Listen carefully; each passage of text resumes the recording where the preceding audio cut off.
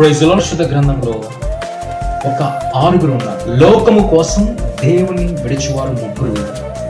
దేవుని కోసం లోకాన్ని విడిచిన వారు 3. మనం ఏ గుంపులో ఉన్నా ఒకసారి చూసుకుందాం. మొదటిగా లోకము కోసం దేవుని విడిచిన వారు మొదటివాడు ఏశావు. ఒక్క పూట కూటి కోసం తన యొక్క జ్యేష్ఠత్వాన్ని విడిచిపెట్టాడు.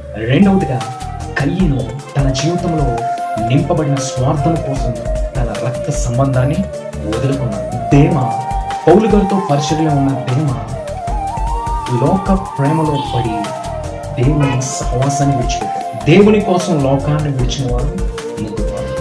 మొదటిగా మోషే దేవుని కోసం రాజరికాన్ని వదులుకున్నాడు. దానియేలు పరిశుద్ధత కోసం రాజ్యాధికారాన్ని వదులుకున్నాడు. జాన్ ద బాప్టిస్ట్ యాహాను దేవుని కోసం తన ఘనత వదులుకున్నాడు.